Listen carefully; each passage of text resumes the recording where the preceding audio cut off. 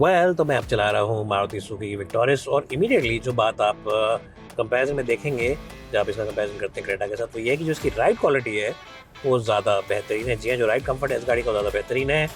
बहुत ही अच्छा मिक्सचर है एक कंफर्ट का और एजिलिटी का इस गाड़ी के अंदर। जो क्रेटा का जो सस्पेंशन सेटअप है बहुत ही सॉफ्ट है, वो बहुत ज़्यादा सॉफ्ट है। तो उससे क्या होता है, जब आपकी स्पीड बढ़ जाती है, जब आप 100-110 पे ले आते हैं हाईवे पर, तो वहाँ पर आपको गाड़ी की स्पीड थोड़ी कम करनी पड़ती है, क्योंकि आपको कॉन्फिडेंस वाला नहीं आता है। लेकिन इस गाड़ी के अंदर इन्होंने सस्पेंशन इतनी बढ़िया रखी है कि हायर स्पीड्स पर भी, यानी कि 100, 110, 120 पर भी you will feel very confident, you will feel very good about the car, and it also gives you great sense of stability. तो उस चीज़ से आपको मज़ा आएगा। हाईवे पर जब गाड़ी को लेकर निकलेंगे तो आपको एंजॉय करेंगे। अब जैसे मैंने आपको पहले बताया था कि यही वाला वर्जन पेट्रोल और सीएनजी वाला वर्जन है, तो इस वक्त हम इसको पेट्रोल में चला रहे हैं, लेकिन जब इसको हम यहाँ से बटन दबा के सीएनजी पर भी हिलाते हैं, जब डालते हैं, तो शहर में कोई बहुत मेजर आपको परफॉर्मेंस में ड्रॉप नहीं दिखता है।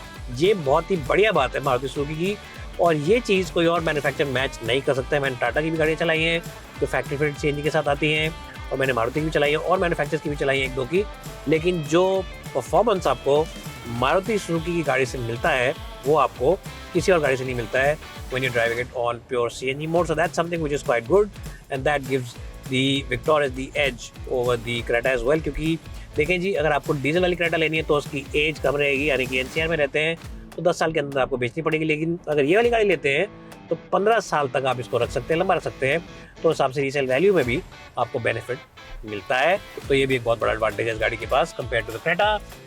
एक और चीज़ जहाँ पर इस गाड़ी को एडवांटेज है वो है स्टीयरिंग व्हील का जो फीडबैक है, तो स्टीयरिंग व्हील का ओवरऑल इसके अंदर आपको रिस्पॉन्सिवनेस मिलती है, बहुत ही एक्यूरेट है, बहुत ही कम्युनिकेटिव है। क्रेटा का स्टीयरिंग भी ठीक है, लेकिन वो ओवरली लाइट लगता है आपको कंपेयर टू दिस कार। तो उस गाड़ी में आपको हाईवे के ऊपर अगेन थोड़ा सा हल्का लगेगा, तो आपको लगेगा कि गाड़ी स्लो कर लिया, फिर आप मोड़ों में लेके जाते हैं क्रेटा को तो वो ज़्यादा रोल करती है। ये गाड़ी रोल भी कम करती है, और स्टीयरिंग का भी जो इनपुट है, जो फीडबैक देता है, बहुत बढ़िया देता है। तो उस लिहाज से भी आई थिंक दैट इसका द एडवांटेज। तो 2 बड़े एडवांटेज, एक तो राइड क्वालिटी, दूसरा the overall steering wheel, and of course the petrol engine, because it has CNG option as well, which the Creta doesn't have. That also gives it a big advantage, because engine wise I think the smoothness of both these cars are more or less the same. Smoothness level के अंदर और जो noise isolation होती है उसके अंदर ज़्यादा comparison नहीं कर सकते आप। ये नहीं कह सकते कि ये ज़्यादा शांत है वो शांत है, लेकिन हाँ डेफिनेटली एक एडवांटेज इसके पास है, क्योंकि इसके अंदर CNG का ऑप्शन है और परफॉर्मेंस ज़्यादा ड्रॉप नहीं होती है इवन ऑन CNG। इसके अलावा अगर हम बात करते हैं विजिबिलिटी की, तो विजिबिलिटी दोनों गाड़ियों की अच्छी है। इस गाड़ी की विजिबिलिटी काफ़ी अच्छी खासी है, कोई ऐसी मेजर दिक्कत वाली बात नहीं है इस गाड़ी में। साइड व्यू मिरर्स अच्छा दिख जाता है, सामने का विजिबिलिटी व्यू अच्छी आती है, और यहाँ से भी आपको ठीक ठाक दिख जाता है। तो उस लिहाज से दोनों गाड़ी बराबरी पर ही हैं।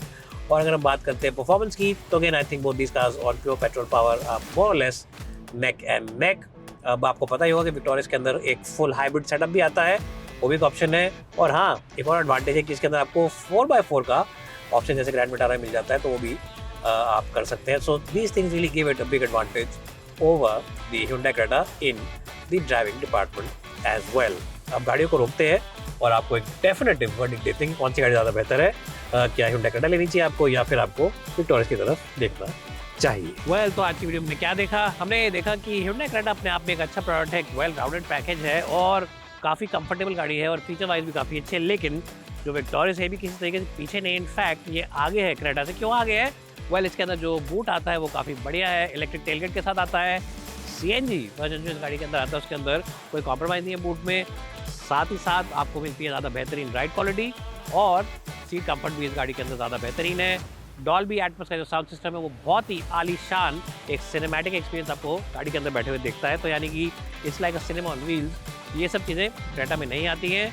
तो कहने का मतलब ये है कि Creta overall is a good product, no doubt about it, but the victorious is the new king of its segment.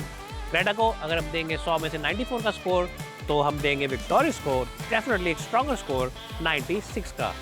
This is the clear winner of this competition today. Bye for now and thanks for watching.